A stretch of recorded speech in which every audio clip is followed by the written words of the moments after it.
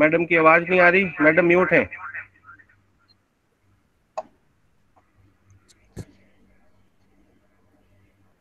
प्रीति जी आप म्यूट हैं, आप पहले अनम्यूट करिए अपने आप को। जी सर बताएं। वेरी बिजी पहले शेड्यूल। अनम्यूट करिए तब। मैंने तो कर लिया सर। मैडम मैडम दूसरे उससे बोल रही हैं sir. I am immensely thankful to our honorable principal ma'am, Dr. Kamla Chandal, who is also the patron of this program, and Dr. Adarsh Pandey, President SRBS, who took initiative for this lecture series. On inaugural session, I am glad to share that more than 140 students from six different colleges have joined the group to be a participant of this series. And before starting the first session, it's time to unfold the day-wise schedule of our program.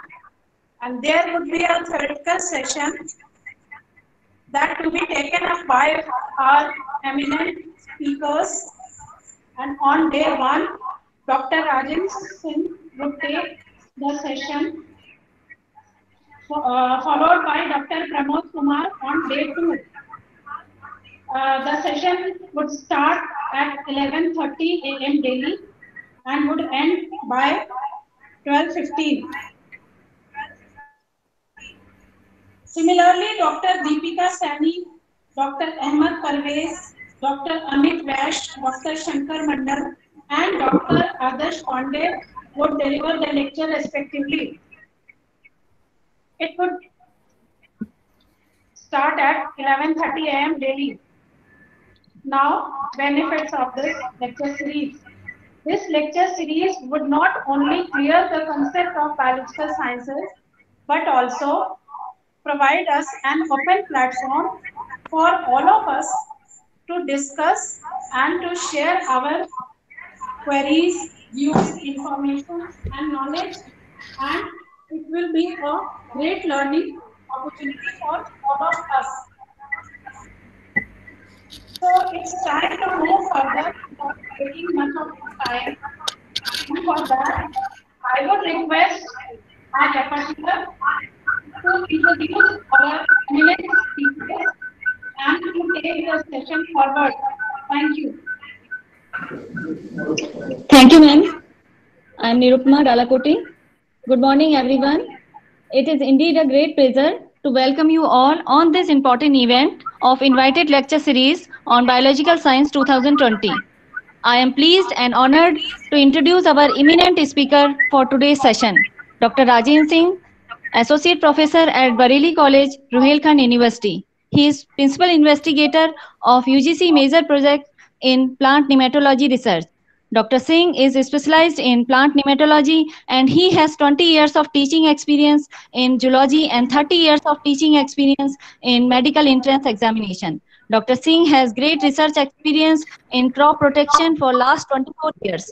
Along with teaching, he has great administrative, supervisory, directorial duties experience. Dr. Singh has set question papers for various colleges, university, CBSE, Public Service Commission of various states. He has visited more than 20 countries for academic purpose. Dr. Singh is pioneer and known to organize maximum number of conferences in Western Uttar Pradesh and attend more than 100 national and international conferences. He has published 25 research papers and 9 chapters in different books. At last, I would like to mention that till date, Dr. Singh has appeared in 10 radio talk and TV shows. I can't thank him enough for sparing his precious time with us out of his very busy schedule. Now I request sir to deliver his lecture on his topic, immunity, the ability to fight against disease. Sir, please. Thank you very much Nirupama ma'am, आपने तो बहुत कुछ ज़्यादा सा बता दिया। और मैं सबसे पहले तो थैंक्स कहना चाहूँगा जो इस लेक्चर सीरीज को आयोजित कर रहे हैं मित्र मेरे अतुल प्रीति जी और SRBS सोसाइटी के general secretary doctor Pandey ji, कुछ मित्रगण, साथी और बहुत सारे बच्चों, प्यारे स्टूडेंट्स जो कि आप लोग मुझे मौका दे रहे हैं कि मैं अपनी बातों को कुछ शेयर कर पाऊँ। मेडिकल साइंस में या जूलॉजी की। तो ये जो करंट एरा इस समय चल रहा है, इसमें बहुत सारी चीज़ें ऐसी हैं जो बहुत बार रिपीट हुई हैं। आए दिनों हम लोग रोज वेबिनार्स का आयोजन कर रहे हैं और अटेंड भी कर रहे हैं। तो लौट फेर करके सारी दुनिया हमारी कोविड, एनवायरनमेंट चेंजेस, इम्यूनिटी, इन सभी पर सीमित रह गई है। तो मैंने भी सोचा कि लाओ थोड़ी सी इम्यूनिटी की बात हम लोग भी कर लेते हैं, उसके कुछ साइंटिफिक पहलू और कुछ जो उसके कॉमन मैन के लिए जरूरी फैक्ट्स हैं उनको मैं शेयर करना चाहता हूँ। Am I audible? Yes sir. Yes, sir. Okay, thank you so much. So I want to share my screen now.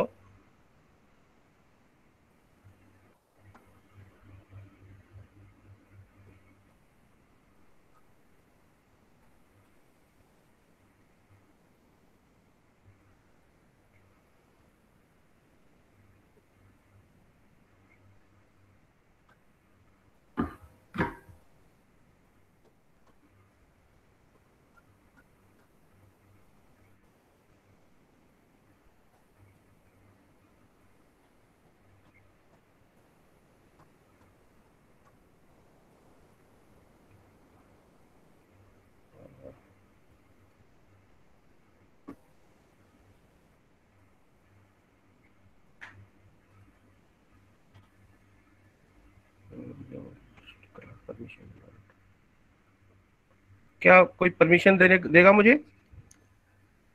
Hello doctor Atul ji, permission की कोई जरूरत नहीं है, आप डायरेक्ट शेयर करिए तो स्क्रीन। डॉक्टर साहब मैं इसमें जैसे जा रहा हूँ प्रेजेंट नाउ। ओके, हाँ हाँ, तो फिर दो ऑप्शन आ रहे हैं इसमें, your entire screen, entire screen, entire screen कर दिया मैंने। हाँ, और स्क्रीन पे ओपन कर लो तो आप अपना जो भी आपको करना है उसको स्क्रीन पर आप ओपन कर लीजिए पहले। हाँ, वो तो खुला हुआ है मेरा पावर पॉइंट। तो ये आ रहा है can't share your screen, you must grant permission in order to share your screen. ये आपको ही परमिशन, ऊपर देखिए कहीं परमिशन आ रहा होगा, उसी पे आपको ओके करना है, ये आपको ही करना है। अच्छा, नीचे तो डिसमिस ऑप्शन आ रहा है, मैं देखता हूँ, एक सेकंड जस्ट हाँ वेट हाँ, करें इसके प्लीज। ऊपर पे, हाँ आप ही करेंगे इसको, परमिट आप ही करते हैं। हालांकि वो सबसे मांगी जाती है परमिशन, लेकिन वो आप सुन देते हैं इसको। और ऑप्शन में देखता हूँ मैं full screen.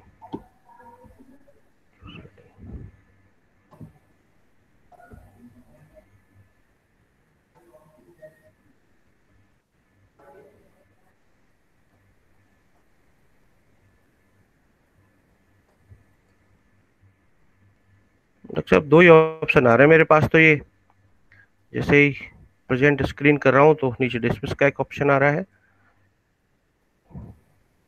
Report problem, settings में जाके देखूं कुछ, speaker, microphone, audio, video, general.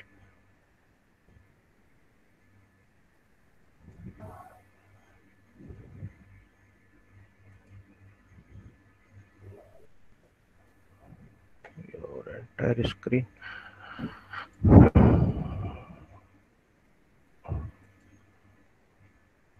आपके पास कहीं कोई परमिशन का ऑर्डर नहीं है?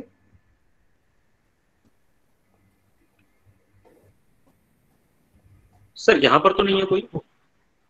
देखिए गूगल मीट पर जरा मेरा पहला दूसरा एक्सपीरियंस है शेयर करने का। तो इसमें जो प्रेजेंट नाउ का ऑप्शन आ रहा है और when I am clicking this,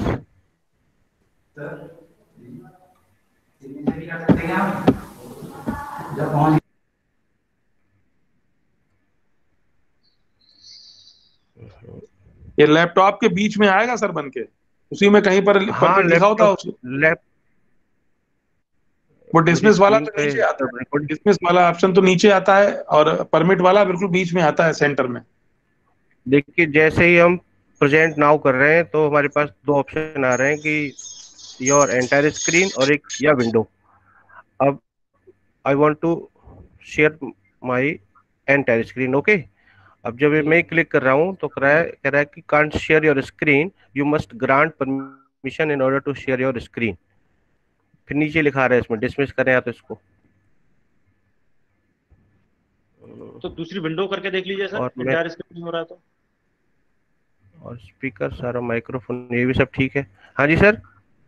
sir मैं ये कह रहा था, अच्छा, मैं विंडो करके देख लीजिएगा एक बार। विंडो करके भी देख लिया सर। अब विंडो करके देख लिया, देखिए विंडो में भी सेम ऑप्शन आ रहा है। मैं दोबारा ज्वाइन करके देखूं? ये दोबारा ज्वाइन करके देखिए सर आप। मैं शेयर जरा करके प्लीज देखता वेट करें सभी लोग। हूँ। जी जी। हम्म।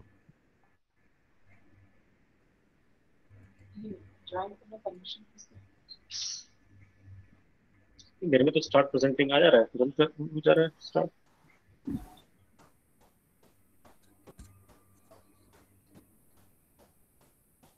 और डॉक्टर साहब सेफ हैंड पे मैं ऐसा भी करूं कि आपको अपना पीपीटी व्हाट्सएप कर दूं?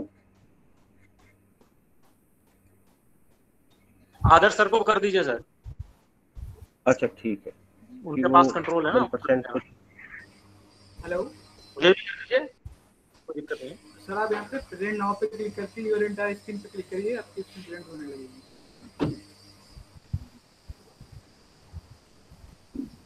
हेलो,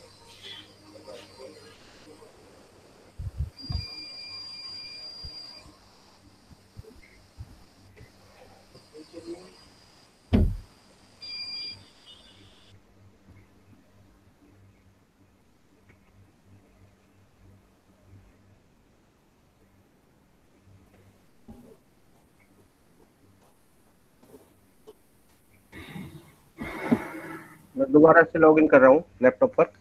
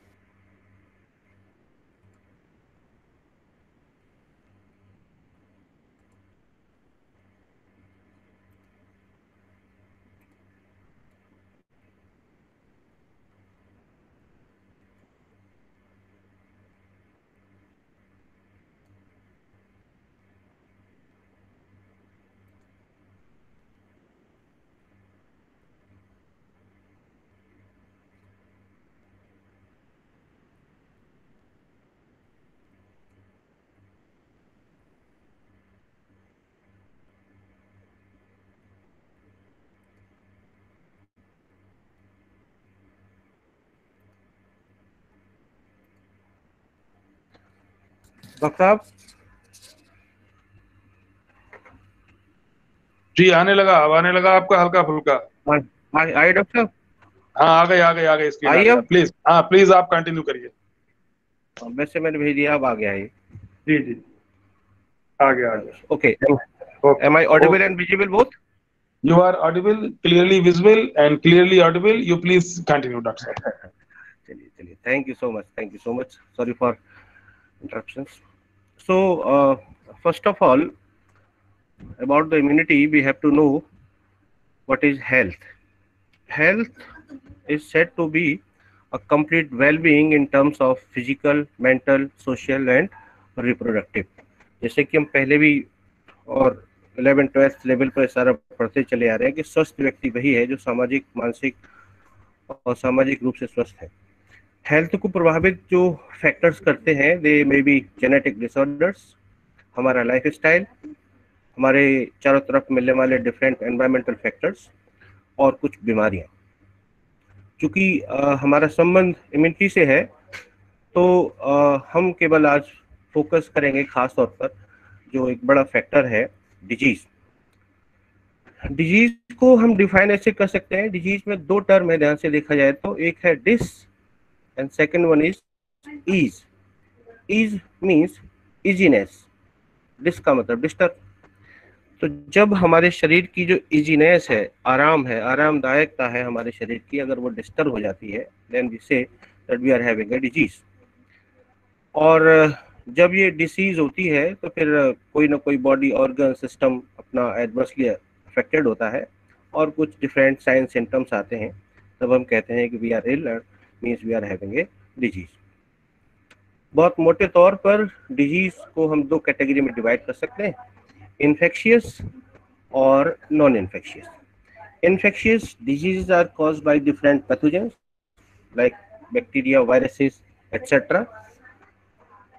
और नॉन इन्फेक्शियस डिजीज जो है they are not transmitted by different pathogens और वेक्टर्स, और they may be cancer, cardiac disorders, diabetes etcetera, life style से संबंधित बीमारियां नॉन इन्फेक्शियस डिजीज कहलाती है। पैथोजेंस की बात करें इन्फेक्शियस डिजीज में, तो आप जानते हैं कि पैथोजेंस जो है they are mostly microbes, means organisms which cannot be seen by naked eyes. These may be bacteria, viruses, protozoans, fungi, different worms, and some insects also causes different diseases. Here we focus for common viral diseases and their pathogens, as you are watching on the screen. Different viral diseases में chicken pox very common था, small pox, polio, cold, flu, mumps, जिसमें जो हमारी parotid glands होती हैं वो infected होती है कान के नीचे, येलो फीवर है, एड्स, रेबीज, हर्पीज, डेंगू, ये सारी की सारी बीमारियां डिफरेंट वायरसेस से कॉज होती हैं। मैं सीधे फोकस करता हूं इम्यूनिटी पर। इम्यूनिटी को पढ़ने से पहले ये समझ लें कि जैसे आजकल कुछ जो करंट सिनेरियो चल रहा है कि इंडिया और चाइना में बहुत तनातनी हो रही है, तो हर देश अपने नागरिकों की सुरक्षा के लिए उसके पास एक पूरी मिनिस्ट्री होती है, एक पूरा सिस्टम होता है। ऐसी जरा कल्पना करें कि आपका शरीर जो है ये एक कंट्री है, देश है, और इस शरीर में जो कंट्री है इसमें बहुत सारे प्रदेश है, स्टेट्स है ना, in the form of different system, respiratory system, digestive system, reproductive system, excretory system, and systems are made up of organs. यानी राज्यों में भी फिर क्या होते हैं, जिले होते हैं, और फिर और ऐसे ही जाए तो फिर हमारी यूनिट जो आती है, जो इंडिविजुअल्स हैं, किसी भी देश के सिटीजन्स हैं, नागरिक हैं, वो उसकी इकाई कहलाती है। ऐसे ही हमारी बॉडी जो अगर देश है तो हमारी सेल्स जो है दे आर द सिटीजन्स। हमें क्या करना है कि हमें अपने सिटीजन्स को बचाना है ना। हमें अपने सिटीजन्स को बचाने का मतलब है कि जो हमारी बॉडी की सेल्स हैं उन्हें हमें बाहरी घुसपैठियों से, जो डिफरेंट इंट्रूडर्स हैं, जो हमारे दुश्मन हैं, which can cause different diseases, जो हमारे लिए फैटल हो सकते हैं, उन्हें हमें अपने शरीर में प्रवेश करने से रोकना है। बिल्कुल वैसे ही जैसे ही कोई आतंकवादी आपके देश में घुसना चाहता है, तो जब कोई आतंकवादी किसी भी देश में घुसेगा तो भाई बहुत सारे डिफरेंट बॉर्डर्स होते हैं, लेवल्स होते हैं डिफेंस के। तो जैसे किसी भी देश का जो फर्स्ट डिफेंस लाइन है वो उसका बॉर्डर होता है। बॉर्डर पे है ना, बॉर्डर सिक्योरिटी फोर्सेस लगे रहते हैं, आर्मी लगी रहती है कि वो किसी भी दूसरे बाहरी व्यक्ति को देश में घुसने नहीं देगा। तो वो फर्स्ट लाइन ऑफ डिफेंस है। अगर वहां से घुस भी गया मान लो, तो फिर स्टेट की जिम्मेदारी है कि जिस स्टेट में वो घुसा है वहां की स्टेट की पुलिस होती है, वो उसको पकड़े, और फिर उसको भी अगर वो क्रॉस कर जाता है तो फिर तीसरी जो लाइन ऑफ डिफेंस है वो लोकल लेवल पर है, जहाँ पर कि कोई स्कूल में एंट्री करना चाहता है, किसी मंदिर मस्जिद पर कब्जा करना चाहता है, तो वहाँ पर अपने जो लोकल गार्ड्स होते हैं, है ना, वो थर्ड लाइन ऑफ डिफेंस है। और चौथा अगर ध्यान से देखा जाए तो अगर मान लो किसी आतंकवादी ने अटैक कर ही दिया तो फिर प्रिंसिपल, मौलवी या जो भी जहाँ पर संबंधित व्यक्ति है उसका फर्ज ये बनता है कि मेरे पर तो अटैक हो ही गया है लेकिन मैं दूसरे लोगों को बचाऊं। तो वो कुछ अलार्म बटन दबाएगा, फोन करेगा वगैरह। ये एक 4 लाइन सिस्टम है। बिल्कुल एग्जैक्टली हमारा शरीर भी बिल्कुल इन्हीं बैरियर की तरह काम करता है कि उसमें पर्पज ये रहता है कि किसी भी तरीके से जीवाणु, कीटाणु है, जर्म्स है, वो हमारी बॉडी की सेल्स तक ना पहुंच पाए, और जगह जगह काम करता है। देखते हैं जरा इसी चीज को आपकी समझ में आएगा, बच्चों को मैं समझता हूँ कि चीज़ें क्लियर होंगी। तो इम्यूनिटी जो है, it is the ability to fight against disease. एक प्राकृतिक रूप से हमारी बॉडी में बीमारियों से, जीवाणुओं, कीटाणुओं से लड़ने की क्षमता होती है, जिसे हम इम्यूनिटी कहते हैं। ये दो तरह की होती है, इन्नेट और एक्वायर्ड। इन्नेट इम्यूनिटी का मतलब है कि जो इम्यूनिटी बाय बर्थ हमें प्राप्त होती है, जन्म से ही सभी को मिलती है। और ये जो इम्यूनिटी है, ये मैं बात कर रहा हूँ उन्हीं बैरियर्स की जो कि हमें प्राकृतिक रूप से मिले हुए हैं, यानी हम बाहरी कीटाणुओं को, जीवाणुओं को, पैथोजेंस को आने से रोकेंगे, और वो होते हैं इन टर्म्स ऑफ बैरियर्स। देखते हैं कौन कौन से बैरियर होते हैं। तो ये 4 बैरियर्स हैं, जैसे कि मैंने पहले बताया था आपको। सबसे है पहला फिजिकल बैरियर, सेकंड पढ़ेंगे फिजियोलॉजिकल बैरियर, तीसरा सेल्यूलर बैरियर, और चौथे होंगे साइटोकाइन बैरियर। ये आप वैसे ही कल्पना करके चलें कि सबसे पहले बीएसएफ है, स्टेट की पुलिस है, फिर लोकल गार्ड्स हैं, और फिर खुद जो व्यक्ति प्रभावित हुआ है उसकी जिम्मेदारी है, वो यहाँ पर हम साइटोकाइंस के रूप में देते हैं। जरा पहले फिजिकल बैरियर की बात करते हैं। फिजिकल बैरियर का मतलब है कि ये वो बॉर्डर है हमारे शरीर के जो कोशिश ये करते हैं कि हमारी बॉडी में जीवाणु कीटाणु जाए ही नहीं। आप जानते हैं कि माइक्रोब्स और ओमनी प्रेजेंट, वो तो सब जगह रहते हैं हमारे आसपास। हम कितना भी साफ सफाई रखें, लेकिन फिर भी माइक्रोब्स चूंकि हमें दिखाई नहीं देते, तो वो तो बराबर बने रहते हैं। तो सबसे पहला जो फिजिकल बैरियर है वो है हमारी स्किन। स्किन की जो हमारी आउटरमोस्ट लेयर है, ये लेयर जो है डेड है ना। जो स्ट्रैटम लेयर है, ये डेड लेयर है। हमने जानबूझ के इसके नीचे फिर लिविंग लेयर आती हैं। तो इस डेड लेयर के संपर्क में बहुत सारे माइक्रोब्स आते तो हैं, but they can not enter and they can not survive on the surface. दूसरा, ध्यान से देखा जाए तो अब सब जगह स्किन नहीं है, कुछ हमारी बॉडी में पोर्स होते हैं जिनके थ्रू माइक्रोब्स हमारी बॉडी में जा सकते हैं, क्योंकि हम सांस लेते हैं, खाना खाते हैं, यूरिन करते हैं, जेनिटल ओपनिंग्स हैं। ये सारे प्रवेश द्वार ऐसे हैं, यहाँ से भी माइक्रोब्स हमारी बॉडी में जा सकते हैं। तो प्राकृतिक रूप से इन सारे ओपनिंग्स को, या उनके जो ट्रैक्ट हैं, रास्ते हैं, उसमें हमने म्यूकस की कोटिंग की हुई है, जिससे कि वो म्यूकस से चिपक जाए जीवाणु कीटाणु और वो अंदर प्रवेश न कर पाए। उसमें नेजल हेयर्स और सीलिया भी अपना रोल प्ले करते हैं। जरा से धूल मिट्टी अगर हमारी नाक में जाने की कोशिश करती है, तो आप देखते हैं किस तरह से स्नीजिंग होती है, और वो सारे हेयर्स जो है, सीलिया, रिफ्लेक्स के साथ चीज़ों को बाहर निकाल देते हैं। तो ये पहले फिजिकल बैरियर हैं जो रोक रहे हैं कि किसी भी तरीके से जीवाणु कीटाणु हमारी बॉडी में न जाए। अब फिर आता है कि चलो इन बैरियर्स को क्रॉस कर भी लिया किसी माइक्रोब ने, कि हम खाना खा रहे थे, खाने का निवाला जो हमने खाया है उसमें दिस में भी पॉसिबल कि उसमें कुछ माइक्रोब्स हो, बैक्टीरिया हो, खराब खाना है, रखा हुआ पनीर है, फर्मेंटेड है, कुछ भी चीज़ खराब सी हो सकती है, और वो हाँ, हमारे म्यूकस वहाँ पर काम नहीं कर रहा है। तो फिर जब हम फूड को च्यूइंग करते हैं, चबाते हैं, तो उसमें लार मिक्स होती है। लार में क्या होते हैं कि ये लाइसोजाइम्स होते हैं, बैक्टीरिया किलिंग एंजाइम्स होते हैं, ये उनको मारने की कोशिश करते हैं। तो ये सेकंड बैरियर है कि अगर यहाँ से जा भी रहा है तो हमारे माउथ में जो सलाइवा है वो किल करने की कोशिश करेगा, और माउथ में भी अगर सलाइवा से बच गया तो फूड सबसे पहले कहाँ जाता है? स्टमक में जाता है। स्टमक में आपको पता है कि HCl निकलता है, हाइड्रोक्लोरिक एसिड, वो वहाँ पर बैक्टीरिया को किल करने की कोशिश करेगा।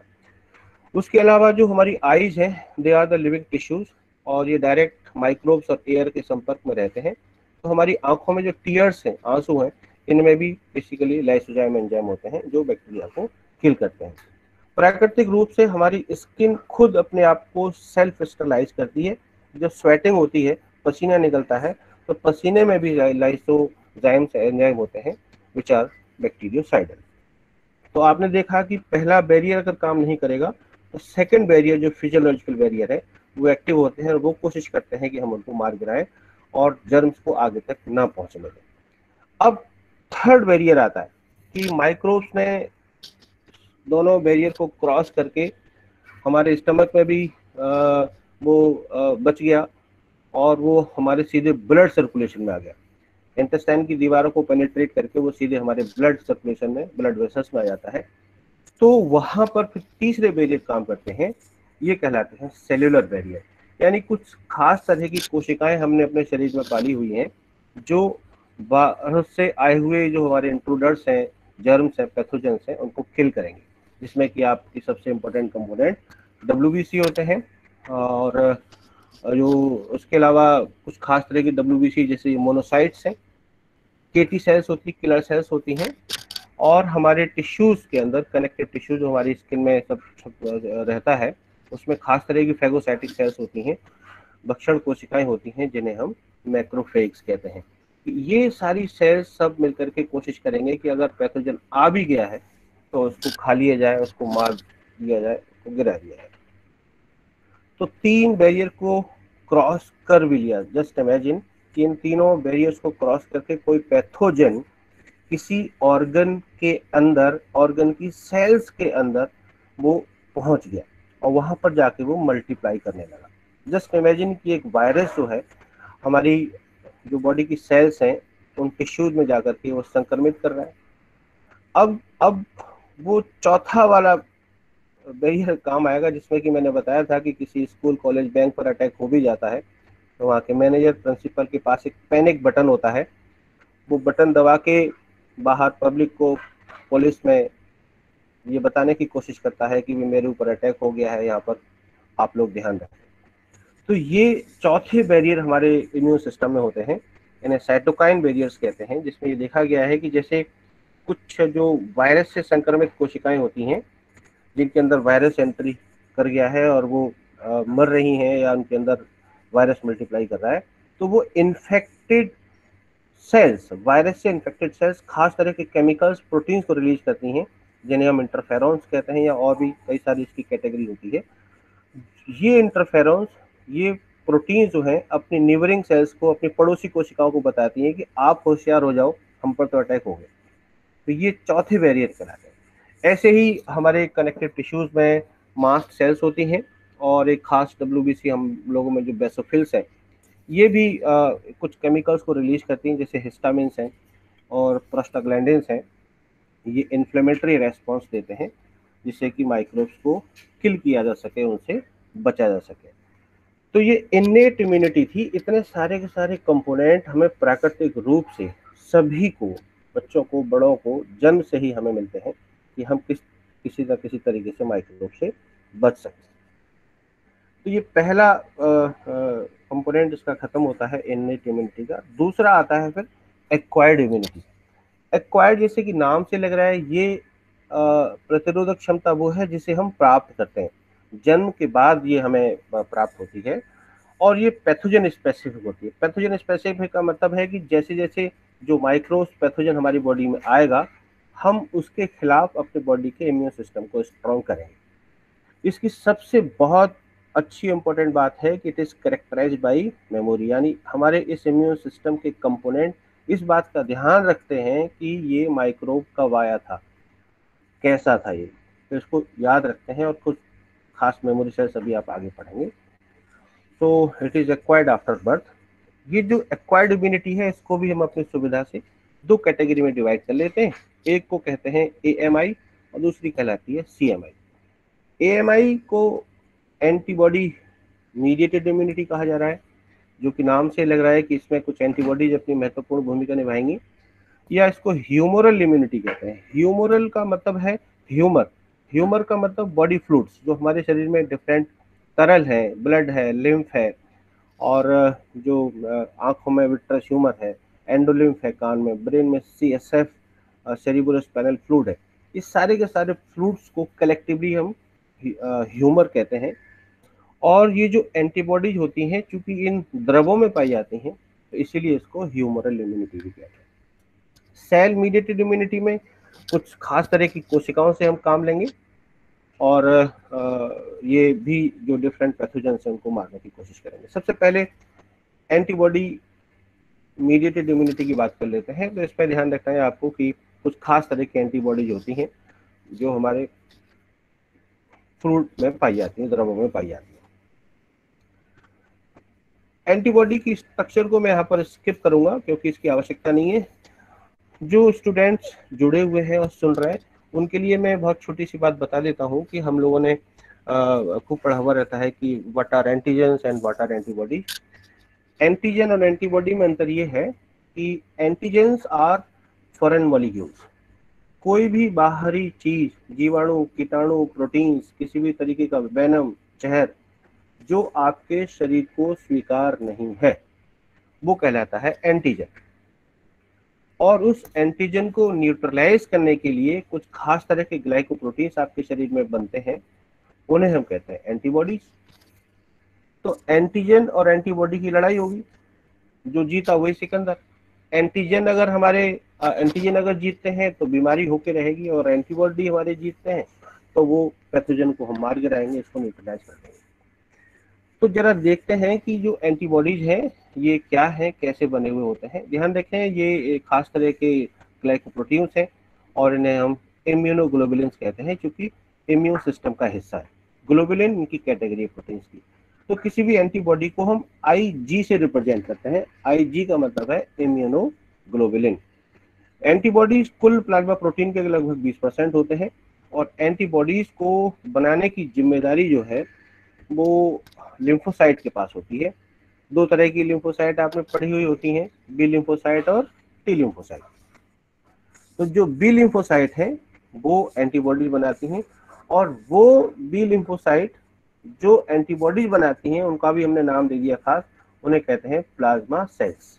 तो प्लाज्मा सेल्स एक तरह की बी लिम्फोसाइट है which are deputed for the production of antibody। एक सामान्य एंटीबॉडी में ध्यान से देखा जाए तो ये वाई की शेप की होती है, और उसमें 2 लाइट चेन और 2 हैवी चेन होती हैं। तो इसको हम H2L2 से भी रिप्रेजेंट करते हैं। इसकी संरचना आप यहाँ पर देख सकते हैं कि एक कॉमन ये एंटीबॉडी है। ये इसकी आर्म्स कहलाती हैं, और ये वाई की शेप में इसका ये स्टेम हो गया नीचे। ध्यान से देखें तो जो इसकी टिप है इसे फॉर्क कहते हैं, फॉर्क चिमटे की तरह दिख रहा है, और यही वो जगह है जिसकी इस चिमटे से ही क्या करेंगे, एंटीजन को पकड़ते हैं, है ना, एंटीजन। इसीलिए ये जो साइट को हम क्या करें, एंटीजन बाइंडिंग साइट कहते हैं, और ये वेरिएबल रीजन है। हर एंटीबॉडी में अलग अलग होगा, क्योंकि एंटीजन अलग अलग तरीके का होता है, अलग अलग तरह के बैक्टीरिया होते हैं, फंगस है, वायरसेस हैं। तो डिफरेंट टाइप के एंटीजन के लिए डिफरेंट एंटीबॉडीज होंगी। ये जो नीचे का पोर्शन होता है ये सारा कांस्टेंट होता है। तो एक सामान्य एंटीबॉडी की रचना आपने देखी है। मेनली जो एंटीबॉडीज हमारे फ्रूट्स में मिलती हैं वो 5 तरह की होती हैं, IgD-E-M-A-G। मैं बच्चों को याद रखने के लिए हमने इसका कोड बना लिया, दिमाग। तो IgD, E, IgM, IgA और IgG। ये एंटीबॉडीज, इनकी संरचना पे आप ध्यान रखें कि ये कितने वाई की बनी हुई हैं, ये यहाँ पर एक्सप्लेन होता है। जिससे आप देख रहे हैं कि जो IgD है इसमें एक वाई होती है, IG में भी सिंगल वाई होती है। IgM लार्जेस्ट एंटीबॉडी कही जाती है, क्योंकि यहाँ पर कितने 5 वाई होते हैं, 5 मोनोमर होते हैं। IgA में 2 वाई होते हैं, दो मोनोमर्स हैं, और IgG में भी सिंगल। हर एंटीबॉडी की अपनी विशेषता होती है, देखते हैं क्या क्या। जो IgG है ये मोस्ट इंपॉर्टेंट और लॉन्ग एक्टिंग एंटीबॉडी है, यानी लंबे समय तक काम करती है। आकार में सबसे छोटी होती है, इतनी छोटी होती है कि ये प्लासेंटा को पास करके मदर से बच्चे के ब्लड में जा सकती है। ये यहाँ से क्वेश्चन बनता है सारे डिफरेंट कॉम्पिटिटिव एग्जाम्स में कि कौन सी ऐसी एंटीबॉडी है जो पास करती है मदर से बच्चे में। तो इसका IgG आप ध्यान रखें, ये मोस्ट अबंडेंट भी है। कुल एंटीबॉडीज का 80% तो IgG ही होती है। And this antibody is very much effective against bacteria, viruses and fungal infection. IgM antibody जो है, जैसे कि मैंने पहले आपको बताया था कि ये लार्जेस्ट एंटीबॉडी है, और ये किसी भी जहाँ पर इन्फेक्शन होता है, सॉरी इन्फेक्शन होता है, सबसे पहले पहुंचती है। IgA एंटीबॉडी भी बहुत इंपॉर्टेंट है, और इसे हम कहते हैं सिक्रेटरी एंटीबॉडी। सिक्रेटरी एंटीबॉडी इसलिए कहते हैं कि जो बॉडी के डिफरेंट सिक्रीशंस हैं उनके अंदर ये बॉडी एंटीबॉडी पाई जाती है। सिक्रीशंस का मतलब जैसे कि जो हमारी लार है, ये भी क्वेश्चन पूछा जाता है, लार में कौन सी एंटीबॉडी होती है, तो IgA होगा। जो मदर का मिल्क है वो भी एक तरीके का सिक्रीशन है, उसमें भी IgA होती है। तो यहाँ पे लिखा है कि IgA is found in tears, sweat, saliva and colostrum. Colostrum mother का मिल्क है जो कहा जाता है कि भी बहुत ज़रूरी है बच्चे के स्वास्थ्य के लिए। तो इसका साइंटिफिक रीजन यही है कि उस मदर के मिल्क में, कोलोस्ट्रम में IgA एंटीबॉडी होती है जो बच्चे की इम्यूनिटी को एनहांस करती है। 3 तरह की एंटीबॉडीज के बाद चौथी एंटीबॉडी IgD है, और ये एंटीबॉडी बेसिकली बी लिम्फोसाइट्स को इस बात की सूचना देती है कि हमारे शरीर में कितने एंटीबॉडीज की जरूरत है। अगर कम पड़ती हैं तो ये जाके सूचना देती है कि भाई आप और एंटीबॉडीज बनवाइए, तो इसके पास कुछ रिसेप्टर्स होते हैं। IgE एंटीबॉडी जो है, इसका रोल एलर्जिक रिएक्शंस में होता है, और इसीलिए याद रखने के लिए कह देता हूं मैं बच्चों से कि एलर्जी में ई काम आती है। हालांकि एलर्जी की स्पेलिंग ए से स्टार्ट होती है, लेकिन IgE is responsible for different allergic reactions. एक बहुत मजेदार फैक्ट आप देखिए अपने सिस्टम को और हमारे शरीर की कोशिकाओं की कार्य क्षमता को आप देखें। लिखा है कि बी लिम्फोसाइट्स, ये जो बी सेल्स हैं, get transform into plasma cell. मैंने कुछ देर पहले बताया था आपको कि बी लिम्फोसाइट चेंज हो जाती है किसमें, प्लाज्मा सेल्स में, और यही प्लाज्मा सेल्स 2000 एंटीबॉडीज पर सेकंड की रफ्तार से एक प्लाज्मा सेल एंटीबॉडी का निर्माण करती है। और एक एंटीबॉडी की संरचना आपने देखी थी, 4 पॉलीपेप्टाइड चेन थी, उसमें सल्फाइड लिंकेज था, एंटीजन बाइंडिंग साइट थी। तो क्या मशीनरी है, क्या प्रोटीन सिंथेसिस होती है, क्या सारा DNA अनकोड होता होगा, कितना फास्ट मैकेनिज्म है। 2000 एंटीबॉडीज पर सेकंड की रफ्तार से उसके सेल से निकलती हैं। अब बारी आती है ये एंटीजन और एंटीबॉडी आपस में काम कैसे करते हैं, कि इनकी जो लड़ाई होती है एंटीजन एंटीबॉडी रिएक्शन, उस पर थोड़ी सी बात करते हैं। एंटीजन एंटीबॉडी रिएक्शन जो है, ये एक तरीका है उसमें एग्लूटिनेशन। आप इसको ऐसे ही समझ लीजिए कि जैसे किसी गांव में, शहर में हमें ये पता पड़ जाए कि भाई कोई ये आतंकवादी है ना, या ये घुसपैठिया है, ये बंदा सोसाइटी के लिए ठीक नहीं है, तो वहाँ के लोग, वहाँ के सिटीजन्स तुरंत क्या करें, उसको पकड़ लें, सब तरफ से जकड़ लें उसको, उसके हाथ पैर बांध दें, तो वो इनफेक्टिव हो जाएगा, कोई काम नहीं कर पाएगा। ऐसे ही क्या होता है, एक तरीका हमारे बॉडी में एंटीबॉडी ऐसे करती हैं कि जैसे ही उन्हें कोई एंटीजन दिखाई देता है, कोई भी बाहरी चीज दिखाई देती है, तो बहुत सारे एंटीबॉडी उस पर चिपक जाते हैं। इस फिनोमेना को कहते हैं एग्लूटिनेशन। लिखा है कि antibodies binds to the antigen to produce large insoluble complex which are harmless. एक तो तरीका ये है।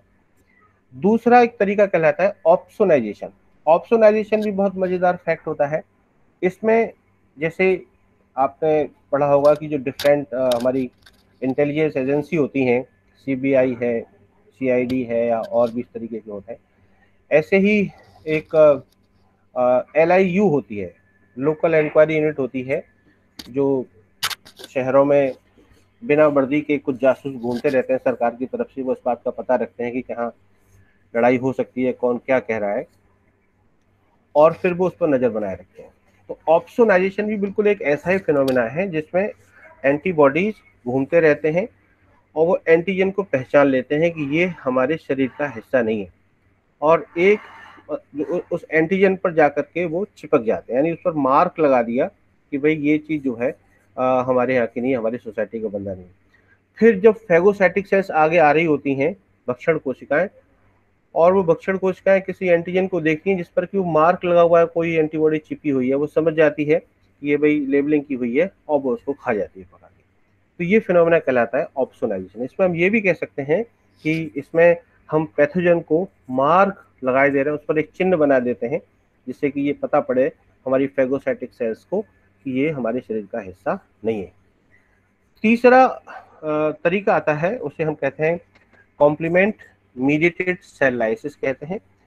इसमें भी बहुत मजेदार होता है, जिससे आपने फिल्मों में देखा होगा कि जो डिफरेंट ट्राइबल एरियाज हैं, दिखाते हैं कि किसी आदिवासी क्षेत्र में आप गलती से घुस गए तो वहाँ के लोग उलाला करते हुए आ जाते हैं और सारे भाले लेके मारने को दौड़ते हैं।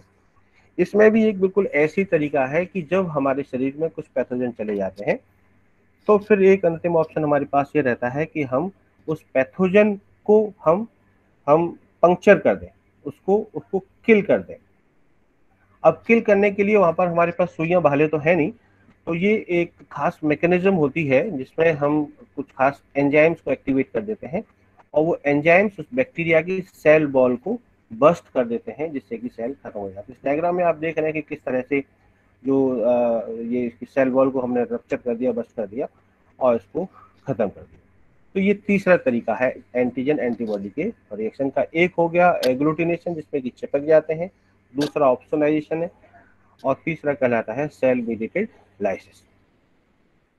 ये एक बहुत अच्छा डायग्राम है जिसपे आप समझने की कोशिश करें। तो जैसे जब हमारे बॉडी पर कहीं कोई कांटा लगता है या कोई कील चुभ जाती है या हमें कोई इंसेक्ट बाइट करता है, मधुमक्खी या वास्प काटती है, तो उस जगह पर, उस एरिया पर आप फील करते हैं कि वहाँ पर काफ़ी जलन होती है, वो एरिया थोड़ी देर में लाल हो जाता है और वो वहाँ पर स्वेलिंग भी हो जाती है। तो ये जरा डायग्राम यहाँ पर अगर आप देख पा रहे हो, ये हमारी स्किन को दिखाया हुआ है और ये एक कांटा हमारी स्किन में चुभा है ना। जब कांटा हमारी स्किन में चुभेगा तो ये हमारी स्किन पंक्चर हो रही है यहाँ पर, और बाहर हवा में या जो भी ऑब्जेक्ट हमारे गड़ा है, कील है, लकड़ी है, कुछ भी है, इस पर ये पर्पल कलर के माइक्रोब्स आपको दिख रहे हैं। तो उसके साथ साथ ये अपॉर्चुनिस्टिक माइक्रोब्स हैं, they will enter into the body, ये हमारे शरीर में चले गए। अब जब ये शरीर में चले जाते हैं तो यहाँ पर रहा हमारे पास एक कनेक्टिव टिश्यू। इस कनेक्टिव टिश्यू के बीच में से पास होती है ये ब्लड कैपिलरी, दिख रही है आपको, ब्लड कैपिलरी। तो जैसे ही बैक्टीरिया हमारे ब्लड कैपिलरी या स्किन या कनेक्टिव टिश्यू में पहुंचते हैं, तो ये जो सेल आप देख रहे हैं, मास्ट सेल, ये कनेक्टिव टिश्यू की एक सेल है।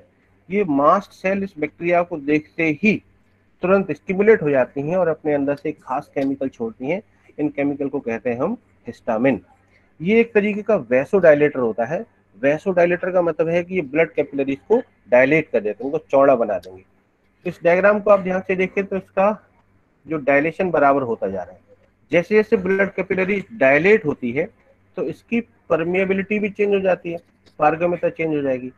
अभी तक इस ब्लड कैपिलरी में से ब्लड के कोई कंपोनेंट बाहर नहीं आ सकते थे, लेकिन अब जैसे ही इसकी परमिएबिलिटी चेंज हुई, हिस्टामिन की वजह से डायलेशन हो गया, तो अंदर से ब्लड कैपिलरीज के अंदर से कुछ WBC बाहर आ जाती है, फैगोसाइटिक WBC बाहर आ जाती है, मोनोसाइट्स वगैरह, और ये बाहर आकर के हमारे टिश्यू में छुपे हुए माइक्रोब्स को बराबर खा जाती है। तो इसीलिए वो एरिया जिस जगह कांटा लगा है या किसी हनीबी ने हमें काटा हुआ है, तो वो हमें रेड दिखाई देता है क्योंकि वहां पर ब्लड सप्लाई बहुत ज्यादा हो जाती है। इन्फ्लेमेशन होता है, जलन होती है, क्योंकि वहां पर हम कौन सा केमिकल निकला हुआ है, हिस्टामिन निकला हुआ है। ऐसे में जो दवाइयां दी जाती हैं, उस इन्फ्लेमेशन और पेन को कम करने के लिए जितनी भी मेडिसिन दी जाती हैं वो हमेशा एंटी हिस्टामिन होंगी। एंटी हिस्टामिन का मतलब है कि जो हिस्टामिन को न्यूट्रलाइज करके वो सूजन को और जो लाल रेडनेस वहाँ पर है उसको कम करेगी। हालांकि ये सब जो काम हो रहा है एक तरीके से देखा जाए तो ये एक डिफेंसिव मैकेनिज्म है, ये बहुत जरूरी था, इसीलिए हो रहा है ना। तो हम लोग पढ़ रहे हैं इम्यूनिटी, और इम्यूनिटी मैंने बताई दो तरह की है। इनेट इम्यूनिटी जिसके 4 बैरियर थे, और दूसरी इम्यूनिटी थी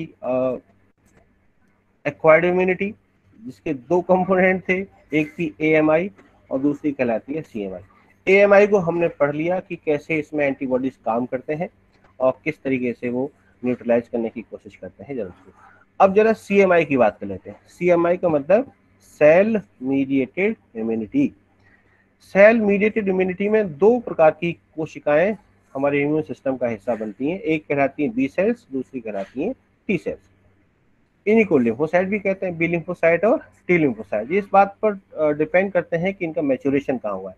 जरा B लिम्फोसाइट को देखें ध्यान से, तो लिखा है कि B lymphocytes initially are produced in the yolk sac of the embryo. शुरू में एम्ब्रियो के यॉर्क सैक में ये बनती हैं, afterward in liver and then spleen. फिर बाद में लीवर बन जाता है तो लीवर में बनने लगते हैं, स्प्लीन में भी बनती हैं, और बाद में जब हड्डियां बन जाती हैं तो फिर ये हड्डियों के बोन मैरो में बनती हैं या इनका मैचुरेशन होता है, इसलिए इन्हें बी लिम्फोसाइट कहते हैं, बी फॉर बोन मैरो। ये दो तरह की होती हैं, एक प्लाज्मा सेल और एक मेमोरी सेल। अभी कुछ देर पहले मैंने बताया था कि वो बी लिम्फोसाइट जो एंटीबॉडीज का निर्माण करती हैं उन्हें हम प्लाज्मा सेल्स कहते हैं, और दूसरी होती हैं मेमोरी सेल्स। ये ही वो सेल्स हैं कि दी लिखा है कि after first encounter the cells memorize the nature of antigen. ये फिर एंटीजन का ध्यान रखती हैं कि कौन सा आया था।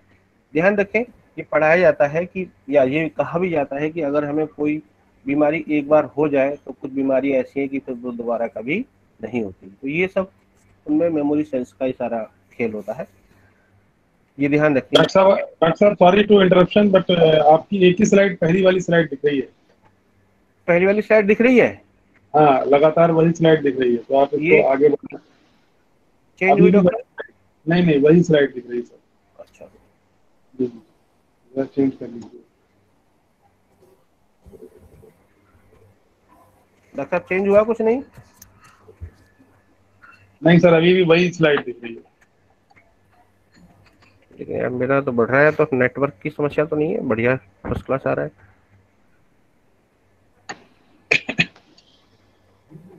कोई नहीं, आप जारी रखिए, आप जारी रखिए। हाँ देख, ये केवल वो डायलेशन वाली स्लाइड दिख रही है, इसका मतलब है। हाँ, पहली वाली जिसमें आपका ये कॉपर कॉपर जिंक और ये calcium selenium etc, boosting of immunity बढ़ा दिया आपने, बूस्टिंग ऑफ इम्यूनिटी आ गई है। अरे तो बीच में जो सेल्स इतनी सारी आई थी वो नहीं आई कुछ? हाँ, वो नहीं आई सर, यही स्लाइड चल रही है। क्या चक्कर है, यहाँ तो सारा चेंज हो रहा है यार सिलेबस। इतने एंटीबॉडीज के डायग्राम मैंने दिखाया, वो कुछ नहीं दिखे?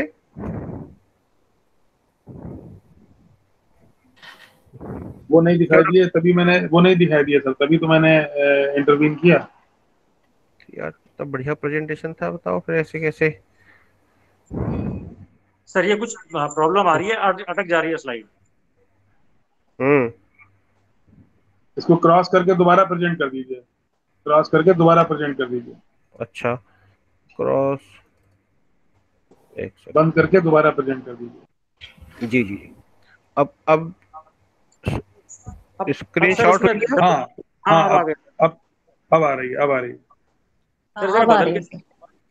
हम्म। जी, अब बदल गया, जी अब बदल रहा है, अब बदल रहा है। अब एक बार सब बदल के देख लीजिए, आप जो आप दिखाना चाहते हैं उसको लगा दीजिए।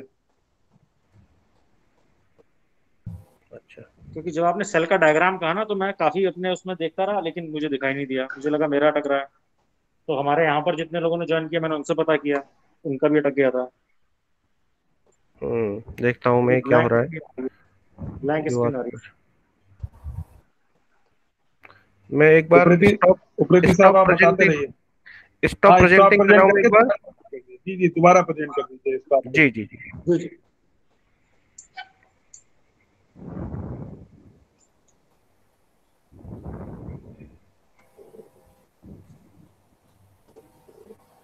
तो हैंग बहुत जल्दी होते हैं सिस्टम।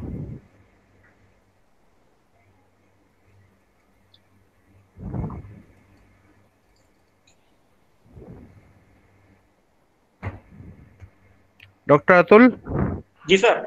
क्या आ रहा है स्क्रीन पे? सर अभी तो कुछ नहीं आ रहा है हमारे। शायद मैं स्टॉप भी कर रहा हूँ तो ये स्टॉप भी क्यों नहीं हो रहा? सर मेरे ख्याल से एक बार एक, लॉग आउट होकर दोबारा हो जाए, हम्म, मैं एक बार और या तो कोशिश कुछ करता हूँ। नेटवर्क की प्रॉब्लम है इसमें। इस पे पॉसिबल, हालांकि हमारे यहाँ गीगा फाइबर लगा हुआ है, इसी से कर रहा था मैं जी। ये। हाँ, सबको दिक्कत नहीं आनी चाहिए।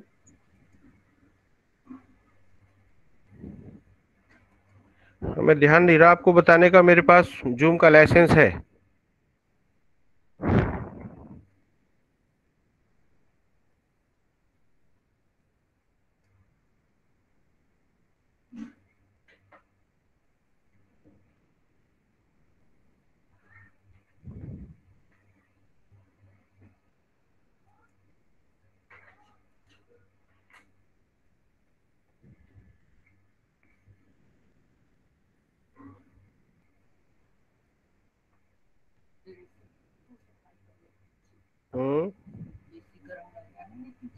हाँ,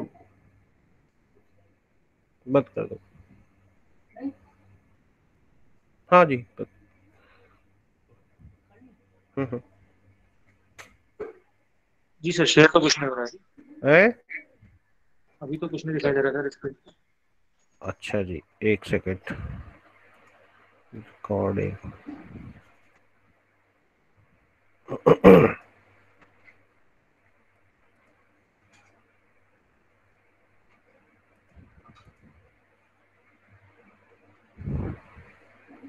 सिस्टम सर हैंग हो रहा है, मुझे लग रहा है मैं एक बार लॉग आउट हो जाऊं। हाँ हो जाइए, लॉगआउट होकर दोबारा आ जाइए। हाँ, क्योंकि वो जो प्रेजेंट नाउ का ऑप्शन है ना, वो ब्लर हो रहा है, एक्टिव ही नहीं हो रहा वो। हाँ तो आप दोबारा आ जाइए, कोई दिक्कत जी नहीं। जी जी।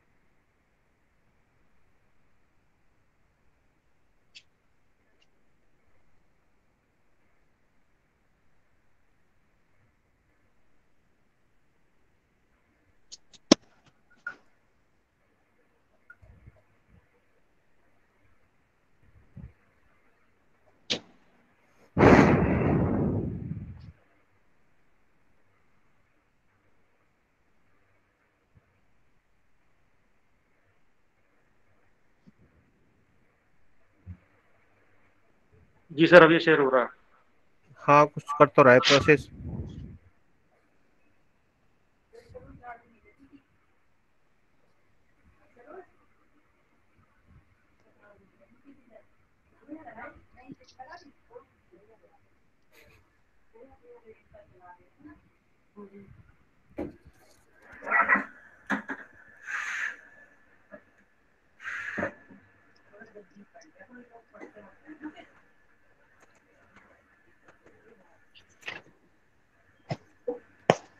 बड़ा टाइम लगा रहा है यार।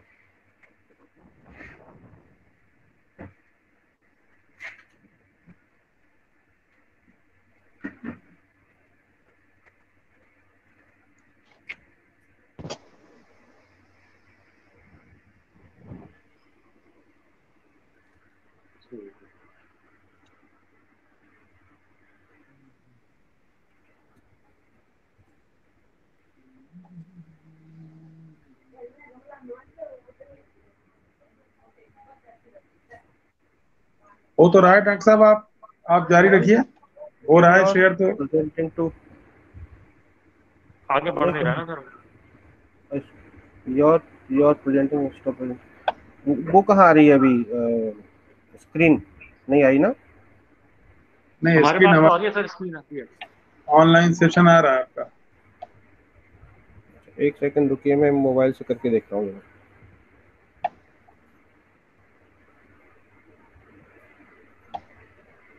ये देखिए सर।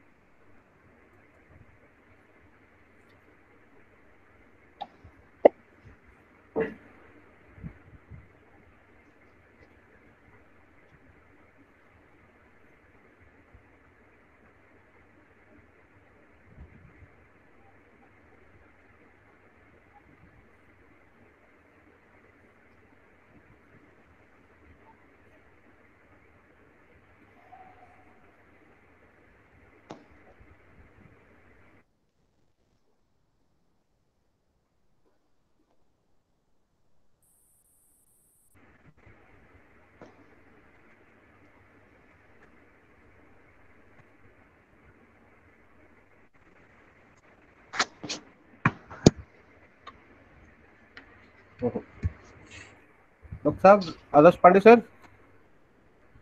जी सर, जी सर।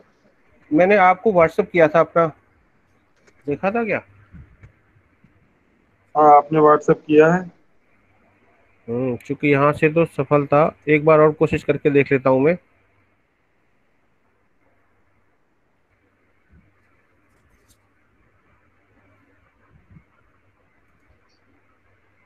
सर एक बार आप ही शेयर करके देख लीजिए पांडे सर। हाँ मैं खोल रहा हूँ। अरे असल में आपने पीपीटी भेजा है ना मेरे मोबाइल पे। हेलो।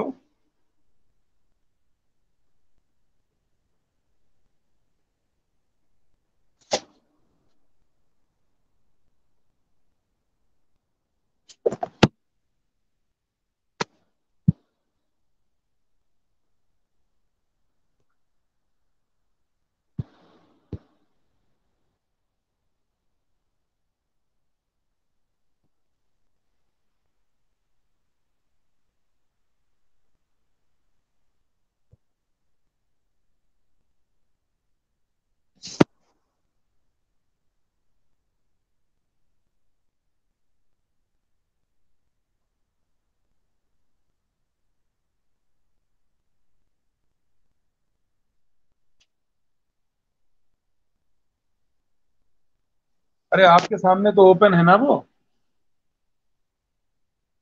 हेलो डॉक्टर साहब,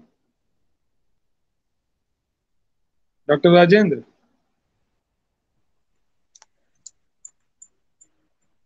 उनकी अब आवाज भी नहीं आ रही।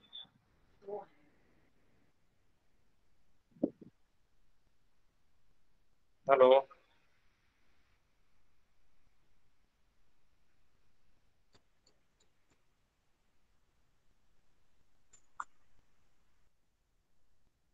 मैंने उसे लड़के को भेजा है, वो भेज दिया इनका पीपीटी। अब वो अभी शेयर कर अच्छा। रहा है, हो सकता है कि वो शेयर कर दे। देखता हूँ। आप आप नहीं तो आप, मैं आप कंटिन्यू करता हूँ। हाँ, आप कंटिन्यू कीजिए, कोई जरूरी नहीं। हाँ आप जो आपको तो दिखाई दे रहा है ना आपके सामने स्लाइड हाँ, पे। मुझे कोई समस्या नहीं। हाँ हाँ, बस बस, तो मैं आप मैं आप मैं, अपना मैं, जारी रखिए, कोई दिक्कत नहीं। अब ये मैं शेयर हो बढ़ाता रहा है, ये शेयर हो रहा है, चेंज भी हो रहा है, चेंज भी हो रहा है। हाँ, ये स्ट्रक्चर ऑफ एंटीबॉडी आ गया। सही है, सही है, सही है। आप ही कर रहे हैं? हूँ। है यार आप मेरी। कर रहे हैं? ये जी कौन जी। कर रहा है? क्या चेंज अब हो रहा है? चेंज। हाँ, अब चेंज हो रहा है, सही चेंज हो रहा है। प्लीज क्या कंटिन्यू। आया? क्या आया लिखा हुआ? एग्लूटिनाइजेशन हाँ हाँ हाँ यार, ये तो दिखाई आ दे रहा है गया। आप। हाँ हाँ, दिख रहा है, अब आ रहा है, आ रहा है, आ रहा है। हाँ ठीक है, तो देखिए ये सारा मैंने। हाँ हाँ, ये आ रहा है, अब सर आ रहा मैं है। सर मैं रिक्वेस्ट करूंगा 5 मिनट पहले से अपना सेशन शुरू कीजिएगा, जी जहां जी पर आप जी। डायग्राम बता रहे थे एंटीबॉडी वाले। हाँ हाँ, जी सर। एंटीबॉडीज वाला डायग्राम से करिए आप। क्योंकि जी सर बहुत ही जी अच्छा सर। आपका प्रेजेंटेशन था, वो डायग्राम जरूर हम लोगों को एक्सप्लेन कर दीजिएगा एक बार। हाँ, वो बहुत अच्छा चल रहा है आपका सर, बहुत अच्छा। ये दिखाई दी डॉक्टर साहब एंटीबॉडी जी वाई जी से? जी, वाइट शर्ट दिख रही हाँ, सर। यहाँ से अच्छा, एक्सप्लेन कर दीजिएगा। ठीक है, मैं इसी को आगे बढ़ाता हूँ। Please continue sir, please. हम्म। तो जैसे कि मैंने आपको बताया था कि जो एंटीबॉडीज हैं ये इम्यूनोग्लोबुलिन्स हैं, इसीलिए हम इन्हें आईजी के नाम से जानते हैं। और ये एंटीबॉडीज जो हैं वाई की शेप में होती है। और वाई की शेप में ये बताया था कि इनका जो टिप है ये एंटीजन बाइंडिंग साइट कहलाती है। और ये वेरिएबल होती है, जैसा एंटीजन होगा उसी के अकॉर्डिंग ये सारी इसकी शेप चेंज होती रहती है। नीचे का जो एरिया है सारा कांस्टेंट रहता है। डॉक्टर साहब स्लाइड आगे बढ़ रही है? जी बढ़ रही है सर, बिल्कुल। ठीक है सर, ठीक है। तो एंटीबॉडी जो है ये 5 तरह की होती हैं। फिर आईजी, डी, ई, एम, ए और जी, इनके बारे में वैसे तो मैं आपको बता चुका हूँ कि ये डिपेंड करता है कि कितने वाई की बनी हुई हैं। और याद रखने के लिए बच्चों को इसका कोड भी हमने बता दिया, दिमाग। तो सबसे बड़ी एंटीबॉडी जो है इसमें आईजीएम होती है, जैसे कि आप यहाँ पर देख रहे हैं इसमें 5 वाई होते हैं। ये मैंने फुल स्क्रीन पे नहीं किया है ना, अब शॉर्ट पे आ रहा होगा डॉक्टर अतुल? ठीक है। तो जो आईजीजी एंटीबॉडी है ये लॉन्ग लास्टिंग है, आकार में सबसे छोटी होती है, संख्या में सबसे ज़्यादा होती हैं। और ये बैक्टीरिया, वायरसेस, फंगाई के अगेंस्ट काम करती हैं। IgM एंटीबॉडी सबसे बड़ी होती है और ये जहां पर भी इन्फेक्शन होता है सबसे पहले वहीं पर पहुंचती है। IgA भी बहुत इंपॉर्टेंट एंटीबॉडी है, इसे सिक्रेटरी एंटीबॉडी भी कहते हैं, क्योंकि ये हमारे जो बॉडी के डिफरेंट सिक्रीशंस है लाइक टीयर्स, स्वेट, सलाइवा, जो मदर मिल्क है उसमें सारी एंटीबॉडी रहती हैं और हमारे इम्यून सिस्टम को एनहांस करती हैं। IgD एंटीबॉडी ये एक तरीके से मैसेंजर का काम करती है कि जब एंटीबॉडी की संख्या कम होती है तो फिर बी लिम्फोसाइट को जाके बताती है कि एंटीबॉडीज कम हो रही हैं, आप फटाफट प्लाज्मा सेल बनाइए जिससे कि प्लाज्मा सेल फर्दर एंटीबॉडीज बना सकें। IgE एंटीबॉडी जो है ये एलर्जिक रिएक्शंस में काम आती है और जो प्लाज्मा सेल हैं ये लगभग 2000 एंटीबॉडीज पर सेकंड की रफ्तार से हमारे शरीर में एंटीबॉडीज को पैदा करती है। अब मैं बताना चाहता हूं कि एंटीजन एंटीबॉडी रिएक्शन आपस में कैसे करती हैं। कुछ देर पहले बताया था मैंने कि इनके 3 तरीके हैं एंटीजन एंटीबॉडी के। एक तरीका कहलाता है एग्लूटिनेशन, जिसमें कि जो एंटीबॉडीज हैं बाहर से आए हुए जीवाणु कीटाणुओं को चारों तरफ से उस पर चिपक जाती हैं और उसको हार्मलेस और एक इंसॉल्युबल कॉम्प्लेक्स में चेंज कर देती हैं। ऑप्सोनाइजेशन एक ऐसा तरीका है जिसमें एंटीबॉडी खुद एंटीजन से नहीं भिड़ती है, केवल उसको मार करती है, उसके सिर पर जाके चिपक जाती है, जिससे कि आगे से आने वाली जो फैगोसाइटिक सेल्स हैं, भक्षण कोशिकाएं हमारी बॉडी में जहां तक घूम रही हैं, वो उन्हें पहचान में आ जाता है कि ये एंटीजन है, ये कोई फॉरेन इंट्रूडर है, घुसपैठिया है, और उसको पकड़ के वो खा जाती है। तीसरा जो तरीका है वो कहलाता है कॉम्प्लीमेंट मीडिएटेड सेल लाइसिस। ये इस तरीके में क्या होता है, मैंने एग्जाम्पल के साथ ये बताया था। डॉक्टर साहब स्लाइड आई, चेंज हुई? जी चेंज हो रही है, बढ़िया हो चेंज रही हो रही है, फर्स्ट क्लास। हाँ ठीक है ठीक है। तो ये एक बहुत ही मजेदार तरीका है हमारे इम्यून सिस्टम का, जिसमें एक डायग्राम को आप देख रहे हैं। और मैंने इसका एग्जाम्पल दिया था कि जब हम कहीं किसी कबीले में चले जाते हैं अननोइंगली, तो वहाँ के लोग जो ट्राइब्स है वो भाले और चाकू छुरियाँ लेकर के अटैक करने को लगते हैं। बिल्कुल ऐसे ही क्या होता है कि हमारे शरीर में जब भी कोई फॉरेन जर्म्स अंदर प्रवेश करता है तो फिर ये एग्लूटिनेशन से वो बच गया, उसका ऑप्सोनाइजेशन भी नहीं हो रहा है, तो उसको पंक्चर कर देते हैं। अब पंक्चर करने के लिए हमारे पास कोई तीर तलवार तो वहाँ पर है नहीं बॉडी सेल्स के अंदर, तो एक कुछ खास तरह के एंजाइम्स होते हैं जो उसकी सेल वॉल में, सेल मेम्ब्रेन में पंक्चर कर देते हैं, होल्स बना देते हैं, जिससे कि बैक्टीरिया वहाँ पर फट जाता है, जो कि इस डायग्राम में आप देख रहे हैं। एक डायग्राम ये भी बहुत अच्छा एक्सप्लेन करता है, जो क्योंकि कॉमन इन्फ्लेमेशन हम सभी की लाइफ में कभी ना कभी देर सवेर होता रहता है कि हमारे कोई कांटा लगता है, चोट लगती है, या कोई हनी बी वास्प कीड़ा काट लेता है, तो वो एरिया जहाँ पर कि चोट या कांटा लगा है वो लाल हो जाता है, उसका टेम्परेचर भी बढ़ जाता है, उसमें स्वेलिंग होने लगती है। उसकी पूरी एक मैकेनिज्म यहाँ पर दी हुई है। इस डायग्राम को ध्यान से अगर आपकी स्क्रीन पर आ रहा हो तो इसमें कि कांटा चुभता हुआ दिखा है हमारी स्किन में। जैसे ही कांटा चुभेगा तो हमारी स्किन पंक्चर होती है और स्किन में इस कांटे के साथ ये पर्पल कलर के बैक्टीरिया दिखाए हुए हैं कि ये भी प्रवेश कर जाते हैं, जो कि अभी तक नहीं कर पा रहे थे, लेकिन जैसे इन्हें अपॉर्चुनिटी मिली तो ये अपॉर्चुनिस्टिक पैथोजेंस हमारे इन चोट के थ्रू हमारे शरीर में प्रवेश कर जाते हैं। तुरंत त्वचा के नीचे हमारा ये जो कनेक्टिव टिश्यू है, इसकी ये खास प्रकार की कोशिकाएं मास्ट सेल्स होती हैं, ये केमिकल रिलीज करती हैं हिस्टामिन, और हिस्टामिन हमेशा वेसोडाइलेटर होता है। वेसोडाइलेटर का मतलब है कि ये ब्लड वेसल्स को डायलेट कर देगा। ये डायग्राम में दिख रहा है आपको, ये ब्लड कैपिलरी है, और जैसे हिस्टामिन के मॉलिक्यूल इस ब्लड कैपिलरी की दीवारों पर पड़ते हैं तो कैपिलरी की दीवारें चौड़ी हो जाती हैं, डायलेट हो जाती हैं। इस डायलेशन से ये होता है कि अभी तक जो सेल्स ब्लड की हमारी कैपिलरीज में ही बह रही थी, अब उनकी परमेबिलिटी चेंज हो जाती है, जिससे कि कुछ WBC बाहर आ जाते हैं, और ये फैगोसाइटिक WBC बाहर आकर के टिश्यूज के बीच में उपस्थित जो माइक्रोब्स हैं उनको फैगोसाइट कर लेते हैं, उनको खा जाते हैं। तो ये एक नॉर्मल तरीका रहता है कि जहाँ पर भी हमारे चोट, कांटा या कोई इंसेक्ट बाइट होती है तो उसमें एक पर्टिकुलर टाइम लगता है, एक खास मैकेनिज्म के तहत हमारा इम्यून सिस्टम इसको न्यूट्रलाइज करता है।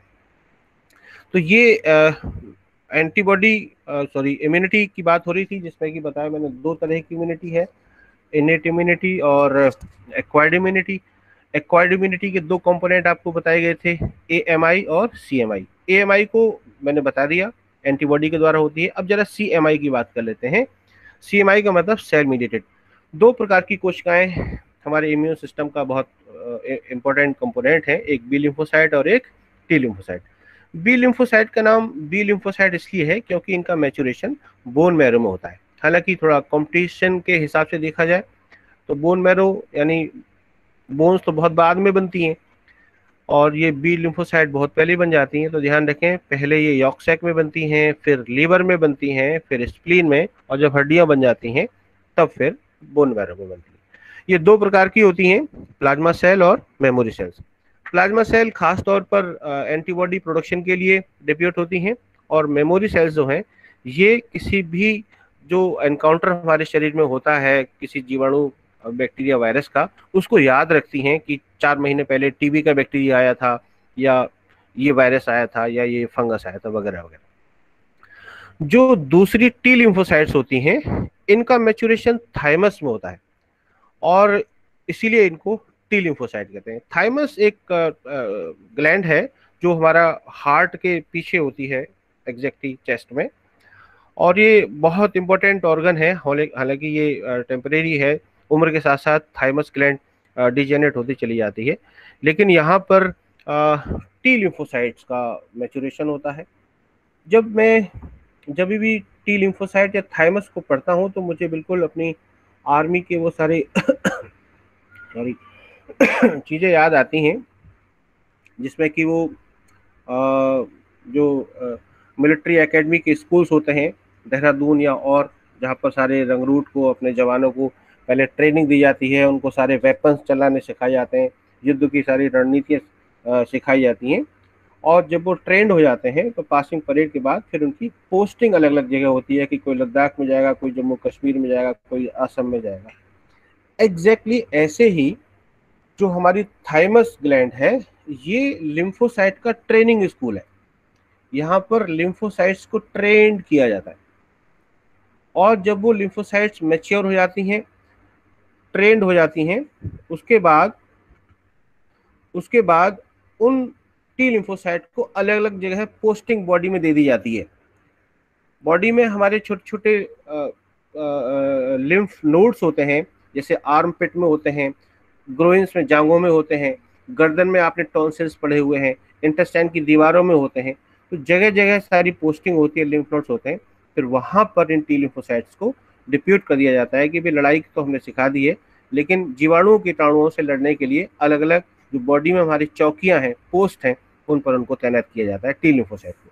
नॉर्मल टी लिम्फोसाइट का लाइफ स्पैन करीब 4-5 साल होता है, हालांकि किसी से भिड़ गई तो कुछ पता भी नहीं है। टी लिम्फोसाइट हमारे बॉडी की बहुत ही गजब सेल्स हैं। मैं दिखाता हूँ आपको कि ये कैसे कैसे काम करती हैं। जो टी लिम्फोसाइट है काम के हिसाब से 4 तरह की हम लोग यहाँ पर कह रहे हैं। एक कहलाती हैं HT cells, helper T lymphocyte. ये जैसे कि नाम से लग रहा है इनको कि these help B cells in the formation of antibodies. तो ये एंटीबॉडीज को बनाने में हेल्प करती है हेल्पर टी लिम्फोसाइट। आपको याद रखना है, यहाँ से बहुत अच्छा क्वेश्चन बनता है कि जो एड्स का वायरस है HIV, वो इन्हीं सेल्स में मल्टीप्लाई करता है, इन्हीं सेल्स को कम करता है धीरे धीरे करके। तो एक तरीके से देखा जाए तो जो HIV वायरस है वो हमारे इम्यून सिस्टम की बहुत महत्वपूर्ण सेल्स को टारगेट करता है, क्योंकि इसी से एंटीबॉडीज बननी होती है। दूसरी टी लिम्फोसाइट कहलाती हैं सप्रेसर सेल्स या ST सेल्स भी कहते हैं इनको। होता क्या है कि जब कोई जीवाणु कीटाणु हमारे शरीर में जाता है, यानी हमारी बॉडी इन्फ्लेम्ड होती है, इन्फेक्ट होती है, तो उसके बाद एक टाइम ऐसा आता है कि वो बीमारी ठीक हो जाती है। तो ठीक होने के बाद इसका मतलब यह है कि जो हमारा इम्यून सिस्टम एक्टिव हुआ था तो उसको हम अब सप्रेस भी कर दें, नॉर्मल कर दें कि भाई अब शांत हो जाओ, इट्स ओके। तो उसके लिए ST सेल्स होती है। ये जो किलर टी लिम्फोसाइट है ये सीधे जो जर्म्स हैं, वायरसेस हैं, उनको किल करती हैं, जैसे कैंसर सेल्स को भी किल किया जाता है। और ये सेल मीडिएटेड इम्यूनिटी का यानी CMI का बहुत इंपॉर्टेंट कंपोनेंट है। टी लिम्फोसाइट में भी मेमोरी सेल्स होती हैं, so these cells memorize the encounters. तो टी लिम्फोसाइट्स का, जैसे कि मैंने बताया आपको, कि बहुत इंपॉर्टेंट फंक्शन है हमारे इम्यून सिस्टम में। एक नज़र इस पर भी ले लेते हैं, एक्टिव और पैसिव इम्यूनिटी पर। एक्टिव इम्यूनिटी का मतलब है कि जब हमारा शरीर किसी जीवाणु कीटाणु के अगेंस्ट खुद एंटीबॉडीज बनाता है, तो हम कहते हैं कि ये जो इम्यूनिटी हमने पाई है ये कहलाती है एक्टिव इम्यूनिटी। तो this immunity which develop slowly but it is long lasting, ये लंबे समय तक रहती है। दूसरी कहलाती है पैसिव इम्यूनिटी। पैसिव इम्यूनिटी में क्या होता है कि कुछ जर्म्स, टॉक्सिन्स इतने ज़्यादा स्ट्रॉन्ग होते हैं कि जब वो हमारी बॉडी में जाते हैं एंटीजन की तरह, तो वो इतने पावरफुल हैं कि हमारे इम्यून सिस्टम को मौका ही नहीं देते कि वो एंटीबॉडीज बना पाए। तो ऐसे में ये बहुत ज़रूरी है कि फिर इस तरह के एंटीजेंस को मार गिराने के लिए हम रेडीमेड एंटीबॉडीज तैयार रखें। रेडीमेड एंटीबॉडी, तो जब हम रेडीमेड एंटीबॉडीज के द्वारा अपनी इम्यूनिटी प्राप्त करते हैं तो कहलाती है वो पैसिव इम्यूनिटी। जैसे मान लो स्नेक बाइट है, जो कोबरा, क्रैत है, इनके जहर इतने स्ट्रांग होते हैं कि 4-5 मिनट से लेकर के आधा घंटे में जान ले सकते हैं। जितनी देर में इम्यून सिस्टम को पता पड़ेगा उतनी देर में तो पर्सन निपट लेगा। या कुछ बैक्टीरिया ऐसे होते हैं, जैसे कि टेटनस का बैक्टीरिया है, उससे जो एंडोटॉक्सिन्स रिलीज होते हैं वो हमारे न्यूरोमस्कुलर जंक्शंस को ब्लॉक कर देते हैं, और देखते ही देखते आधा घंटे के अंदर ही हमारे नर्वस सिस्टम और मांसपेशियों का कनेक्शन खत्म हो जाता है, और जो बंदा जिस स्टेट में है उसी में रह जाता है। तो ऐसे में, यानी स्नेक बाइट है या टेटनस है, इन सब में हमें रेडीमेड एंटीबॉडी लेनी होती है। तो रेडीमेड एंटीबॉडीज को हम एक तरीके से वैक्सीन्स कहते हैं, या स्नेक बाइट है तो स्नेक के खिलाफ हम एंटी वेनम लेते हैं। तो वो एंटी वेनम या जो वैक्सीन्स है वो कुछ और नहीं है, वो रेडीली प्रोड्यूस्ड ऑलरेडी वो है एंटीबॉडी है, जिसको कि हम समय आने पर किसी पर्सन को इंजेक्ट करते हैं, या ठीक इंजेक्शन के रूप में या किसी रूप में। तो ये एक्टिव और पैसिव इम्यूनिटी आप ध्यान रखें।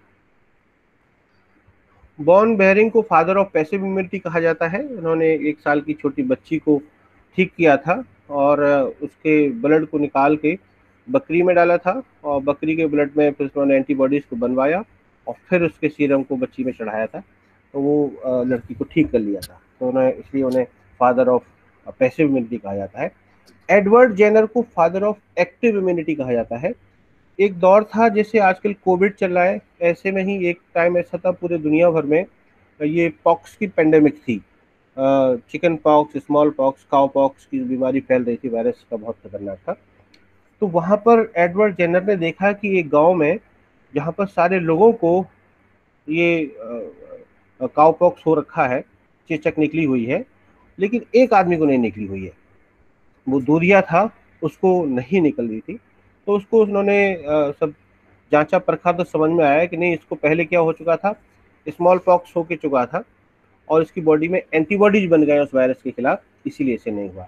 तब उन्हें समझ में आ गया कि हाँ, कुछ तरीका ऐसा हो सकता है कि हम किसी पर्सन को इम्यून कर सकते हैं अगेंस्ट द डिजीज। और वहीं से फिर वैक्सीन्स की खोज हुई, और जो स्मॉल पॉक्स के अगेंस्ट वैक्सीन डेवलप की थी वो एडवर्ड जेनर ने ही की थी, इसीलिए इन्हें फादर ऑफ एक्टिव इम्यूनिटी भी कहा जाता है।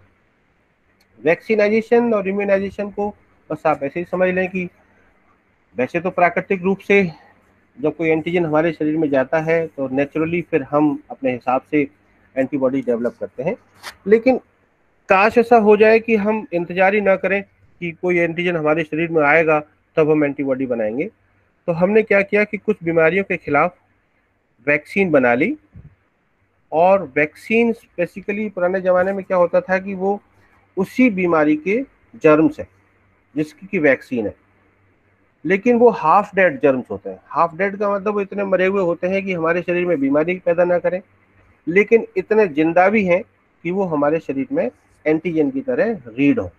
तो जब वो हाफ डेड जर्म्स को हम अपने ब्लड में, बॉडी में इंजेक्ट करते हैं, तो हमारा शरीर धीरे धीरे करके उसके खिलाफ बहुत सारे एंटीबॉडीज बनाने लगता है, और फिर वो उसकी मेमोरी सेल्स बन के तैयार हो जाती हैं। फिर सच में कभी कोई एनकाउंटर होता है कि वो उस बीमारी का पैथोजन आने की कोशिश करता है, तो इट विल नॉट मल्टीप्लाई, क्योंकि उसके खिलाफ हमने पहले से क्या बना लिया, एंटीबॉडीज बना ली, तब हम कहते हैं कि हम उस बीमारी के अगेंस्ट क्या हो गए, इम्यून हो गए। तो जो जितने भी टीके लगाए जाते हैं, तो टीके का मतलब है वैक्सीन, और वैक्सीन का मतलब है वो हाफ डेड जर्म्स या उनकी सरफेस प्रोटीन्स होती हैं, और हमने एडवांस में ही उनके खिलाफ एंटीबॉडीज को बना के रखा हुआ है।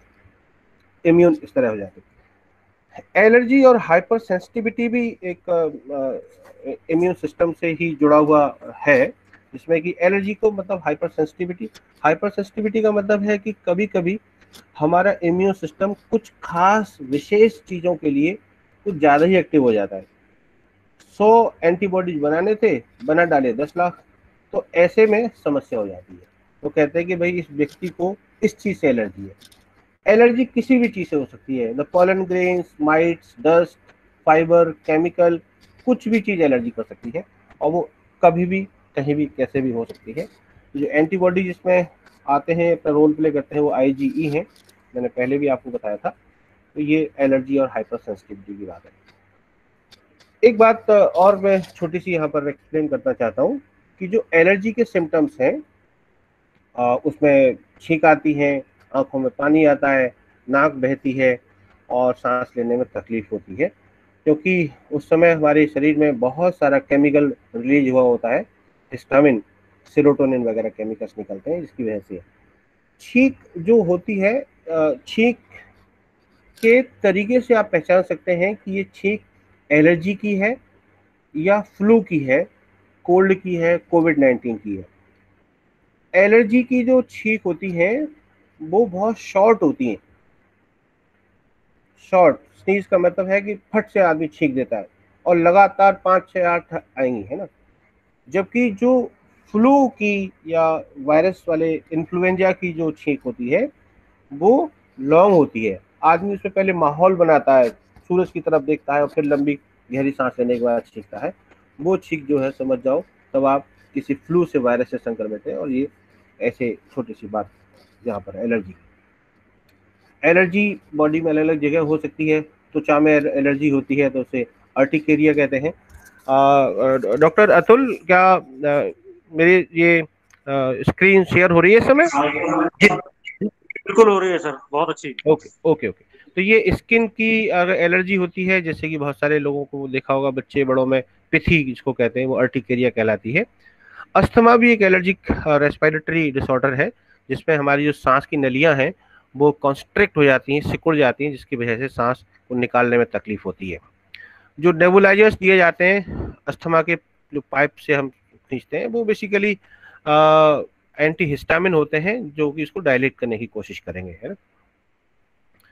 राइनाइटिस में जो हमारे नेजल चैम्बर्स हैं उनमें हाइपर सेंसिटिविटी होती है। बहुत सारे लोगों को डिफरेंट जो सेंट हैं, फूलों को सूंघने से एलर्जी होती है। तो ये राइनाइटिस भी एक तरीके से एलर्जिक रिएक्शन है।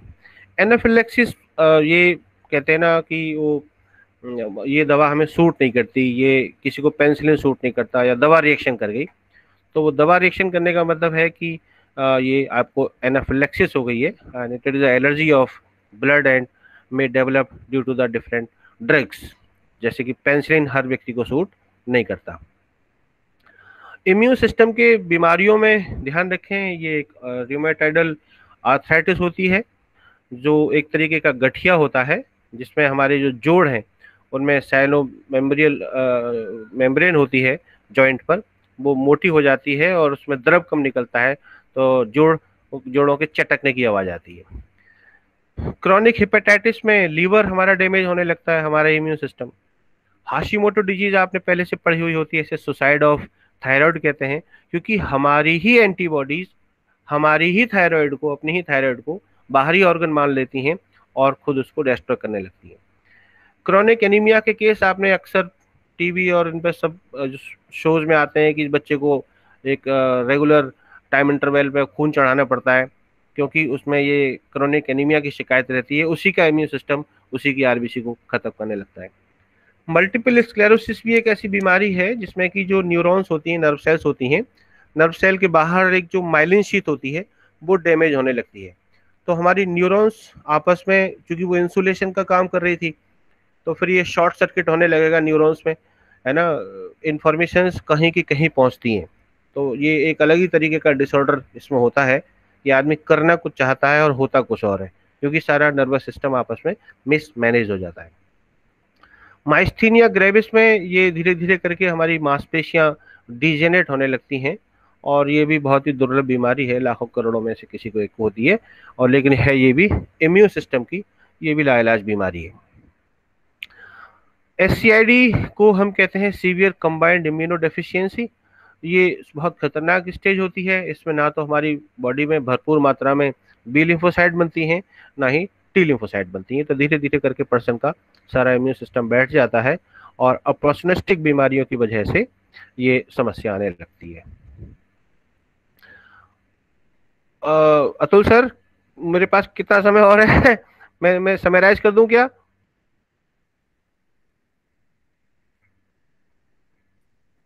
कंक्लूड कर दीजिए सर। हाँ, चूंकि ये बहुत बड़ा हो जाएगा, अभी आधा ही हुआ है, तो मैं ज्यादा समय हो रहा है। हाँ जी, क्वेश्चन सेशन होना है अभी। जी, मुझे खुद ही लग रहा है। तो ये हमारी बॉडी का इम्यून सिस्टम है, जहाँ जहाँ सारे डिफरेंट लिम्फोइड ऑर्गन्स फैले रहते हैं, और इनको मैं सारा स्किप कर देता हूँ, क्योंकि इसका जो सेकंड पार्ट था वो बहुत इम्पोर्टेंट था, और वो फिर कभी पढ़ेंगे, जिसमें कि ये स्लाइड आपको दिख रही है यहाँ से, बूस्टिंग द इम्यूनिटी, जो कि गवर्नमेंट ऑफ आयुष ने बताया था कि किन चीज़ों का हम ध्यान रखें। एक नज़र केवल मैं डलवा दे रहा हूँ, कोई चीज़ एक्सप्लेन नहीं करूँगा। कि कुछ 27 चीज़ें जो हैं, विटामिन सी जिसका खूब चल रहा है, एनफ नींद लें आप, हल्दी का इस्तेमाल करें, क्योंकि सबकी अपनी अलग अलग प्रॉपर्टीज़ हैं, स्ट्रेस को रिड्यूस करें, ज़्यादा पानी पिएं, योगा मेडिटेशन करें, होम्योपैथिक मेडिसिन का इस्तेमाल ज़्यादा करें, क्योंकि इनमें हर्ब्स के एसेंशियल ऑयल होते हैं, इनके कोई साइड इफ़ेक्ट नहीं होते और इम्यून सिस्टम को बढ़ाते हैं। मॉडरेट सी एक्सरसाइज और होल प्लांट फूड खाएं, जो ज़्यादातर बहुत सारी चीज़ें हम छिलके उतार देते हैं, जबकि उनमें बहुत सारे मिनरल्स और माइक्रोन्यूट्रिएंट होते हैं। Vitamin also playing very important role. दही में बैक्टीरिया होते हैं जो कि आपके यूजफुल फ्लोरा बनाते हैं। ड्राई फ्रूट्स में भी बहुत सारे अपने प्रॉपर्टीज हैं, उनका जरूर इस्तेमाल करें।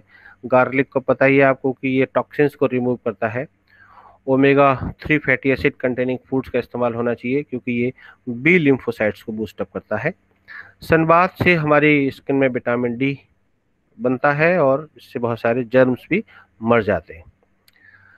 टॉक्सिन से दूर रहें, ग्रीन टी का इस्तेमाल करें,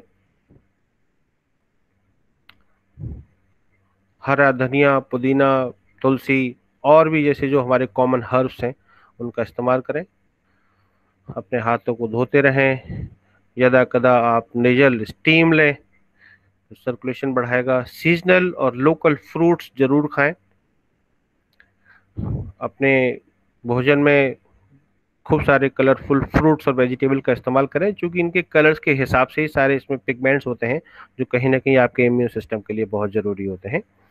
विटामिन B12 जो कि न्यूरॉन्स और ब्लड के बनने के लिए ज़रूरी है, बहुत ज़रूरी है कि आपकी भोजन में भरपूर मात्रा में जाए।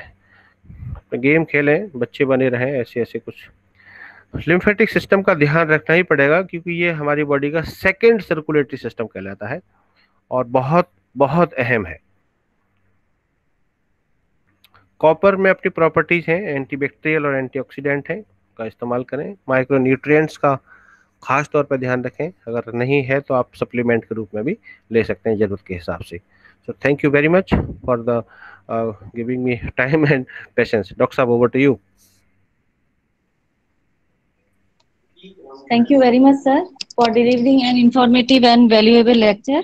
Sir has very well explained about the role of antigen and antibodies in very easy and effective way. This lecture will be very helpful for students. Once again, thank you very much, sir.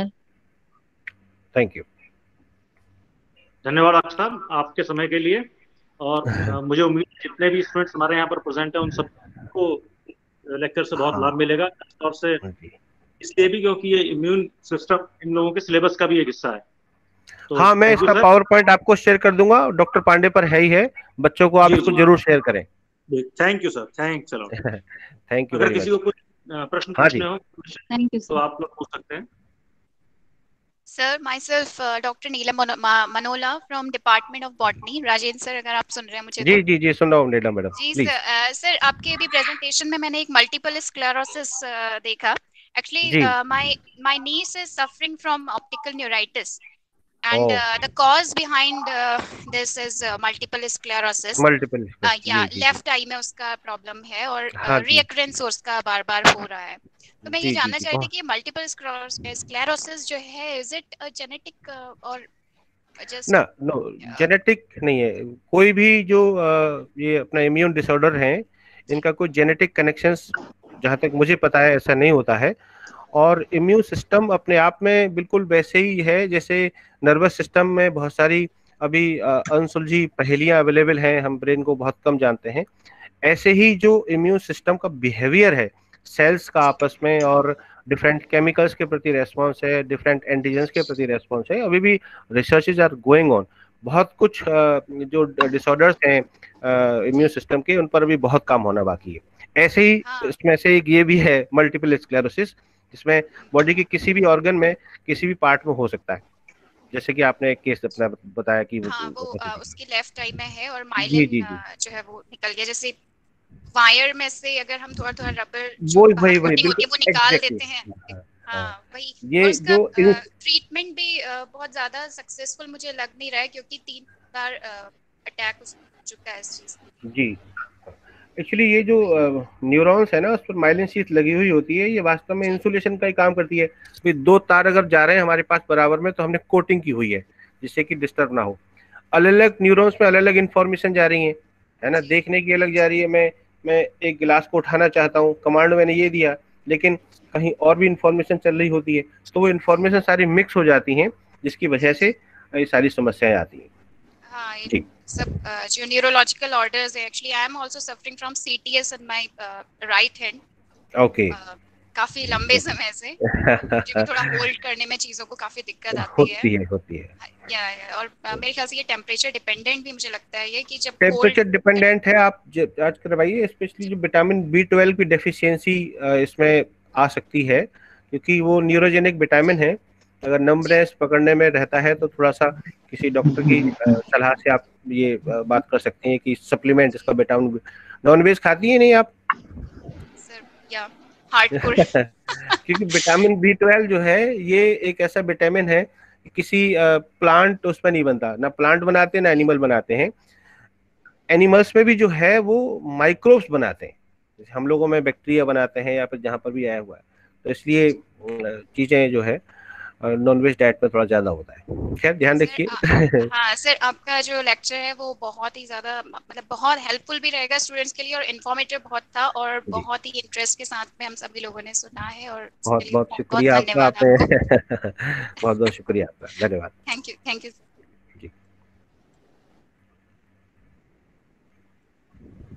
और कोई students अगर कोई question पूछना चाहें, वरना हम sir का काफी टाइम ले चुके हैं और सर को मैं धन्यवाद कहना बीच में चाहूंगा. टाइम थोड़ा वेस्ट ज्यादा हो गया. टेक्नोलॉजी में इसमें यही समस्या है कि कोई भी ऑब्स्ट्रक्शन आ सकता है सर. वो थोड़ा जी जी जी जी होता ही है, कोई बात नहीं. ठीक से मुझे लग नहीं रहा है कोई क्वेश्चन ज्यादा है इस समय. बच्चों के लिए एकदम नया टॉपिक है. मेरे ख्याल से जब आपकी पीपीटी हम शेयर करेंगे उसके बाद ज्यादा क्वेश्चन आएंगे. हाँ हाँ बिल्कुल, ऑलवेज वेलकम है ना. जी सर, डॉक्टर साहब बहुत बहुत धन्यवाद आपका. बहुत ही शानदार लेक्चर रहा, और मैं ये दावा करता हूँ कि मैंने आपके श्री मुख से जितनी बार भी लेक्चर सुने हैं, चाहे वो इंडोनेशिया हो, मलेशिया हो, लेकिन आज वाकई आपने बहुत ही बेहतरीन तरीके से लेक्चर दिया. मेरी दिली शुभकामनाएं सर आपके लिए. बहुत बहुत बहुत बहुत साधुवाद, धन्यवाद. Thank you so much for delivering such a nice and you explained it beautifully, excellently. Thank you, sir. Thank you, sir. Salute. Salute. Salute. Okay.